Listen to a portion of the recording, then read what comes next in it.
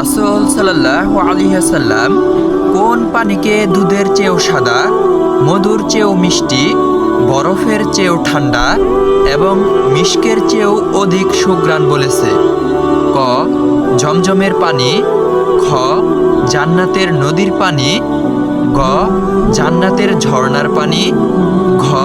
হাউজে কাউসারের পানি।